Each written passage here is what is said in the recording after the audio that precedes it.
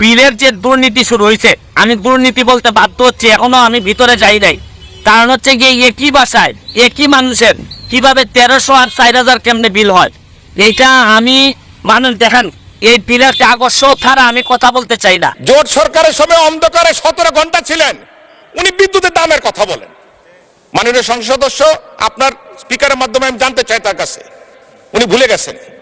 আরে অন্ধকারে থাকার যে কষ্ট, আরে সেই কষ্টের কথা বলেন। মাননীয় স্পিকার, আপনার কাছে অনুরোধ করি, আল্লাহর হস্তে সংসদ সদস্যরা বিদ্যুৎ জ্বালানি নিয়ে কথা বলেন না। আমি জানি না কোন মুখে আপনারা কথা বলা সাহস করেন। হয়তো লজ্জা শরমের অধিকার আপনাদের মধ্যে নাই। মাননীয় সদস্য জনাব সৈয়দ সাইদুল হক হবিগঞ্জ 4 সম্পূরক প্রশ্ন।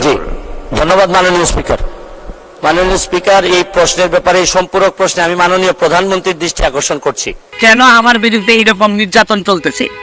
আমার এটা হচ্ছে গিয়ে সেপ্টেম্বর মাসের বিল। আমার এক একটা বিল এই মাসে বিল আসছে হচ্ছে গিয়ে 3300, এর আগের মাসে আসছে 1300, এর আগের মাসে আসছে 270। এর মানে হচ্ছে গিয়ে নিশ্চয়ই কোনো একটা ঝামেলা হয়েছে, নাইলে আমার ছেলেও নাই, মেয়েও নাই, বউ বাচ্চা কেউই নাই, আমি একটা থাকি আমার পিএসএ নিয়ে বাসায়। আমার বাসায় কেন হঠাৎ করে 1500 আর হঠাৎ করে 3000 বিল আসবে?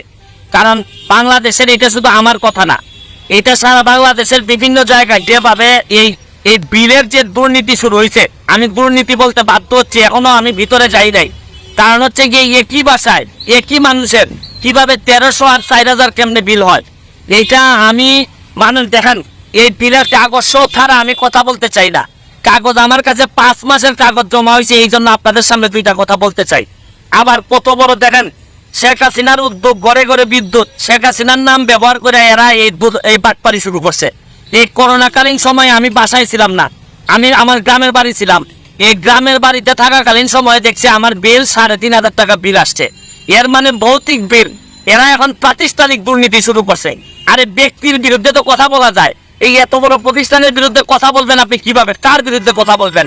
মাননীয় মন্ত্রীর দৃষ্টি আকর্ষণ করে বলছি, দেখেন আপনারা এই যে মানুষের যে দীর্ঘ নিঃশ্বাস, এই নেত্রীর নাম ব্যবহার করে উপরে নেত্রীর নাম দিয়ে এই যে আপনারা ভৌতিক বিল দেওয়া শুরু করছেন, এটা ছিলেন সকালবেলা উঠে যে গার্জিয়ান যে 1500 টাকার বিলের জায়গায় যে 3000 3500 টাকা বিল দেখে তার জীবন তো এইভাবেই শেষ হয়ে যাচ্ছে। আরে ধর্ষণ কি খালি মহিলাদের হয়? এই বিদ্যুৎ বিলের ধর্ষণ হচ্ছে না? এই যেটা হওয়ার কথা 1300, এইটারে 3500 5000 করে বিল মারতেছেন, মানে আর বাঁচার কোনো পথ নাই। কারণ প্রাতিষ্ঠানিক দুর্নীতি যখন আপনি অবস্থান নিয়ে নেয়, তখন আমাদের যারা জনগণ আছে, জনগণের 12টা বেজে। এইভাবে যদি চলতে থাকে, আমি মাননীয় প্রাইম মিনিস্টারের দৃষ্টি আকর্ষণ করে বলছি, এরা কিন্তু 12টা বাজায় ছাইড়া দিবে জনগণের। এদের কাছ থেকে কিন্তু বাঁচার কোনো উপায় নাই।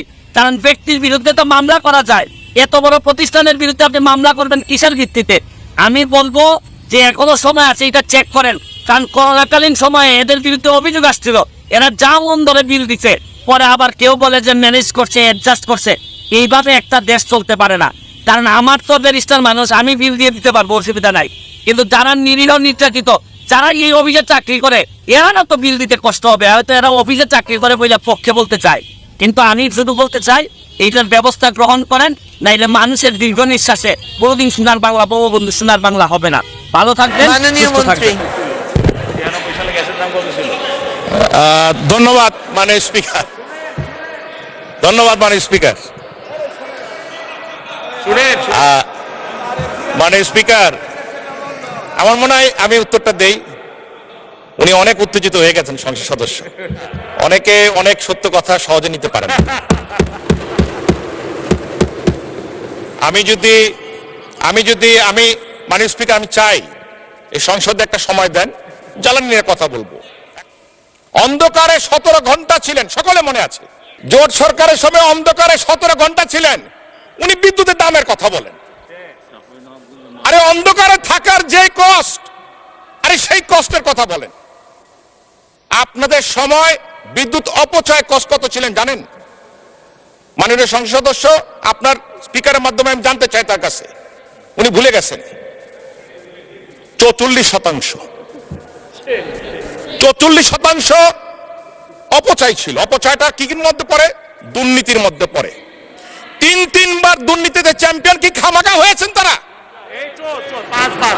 5 বার। বাংলাদেশ এখন ক্রিকেটে চ্যাম্পিয়ন হয়, বাংলাদেশ উদাহরণ হয় সারা বিশ্বের কাছে, সাফ চ্যাম্পিয়ন হয়, আর ওনারা করেছেন দুর্নীতিতে চ্যাম্পিয়ন। ঘন্টার পর ঘন্টা শেষ হয়ে যাবে মাননীয় স্পিকার যদি বক্তব্য দিতে হয় তাদের ব্যাপারে। কোনো প্রয়োজন নাই, চাল ডাল গম কি দাম ছিল, আরে ভাই আপনারা তো খাদ্যই দিতে পারেন না, গুলি করে মানুষ মেরেছে, আবার দামের কথা জিজ্ঞাসা করেন। আপনারা বিদ্যুৎই দিতে পারেন না 17-18 ঘন্টা, কানসাটে আপনারা গুলি করে মানুষ হত্যা করেছেন। আমার এখনো খেয়াল আছে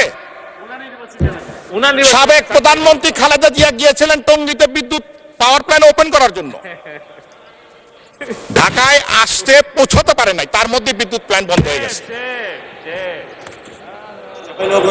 মাননীয় স্পিকার আপনার কাছে অনুরোধ করি, আল্লাহর হস্তে সংসদ সদস্যরা বিদ্যুৎ জ্বালানি নিয়ে কথা বলেন না। আমি জানি না কোন মুখে আপনারা কথা বলার সাহস করেন, হয়তো লজ্জা শরমের অধিকার আপনাদের মধ্যে নাই। ঘন্টার পর ঘন্টা কথা বলতে পারবো, তথ্য না খালি ডকুমেন্ট নিয়ে আর হাজির করতে পারবো।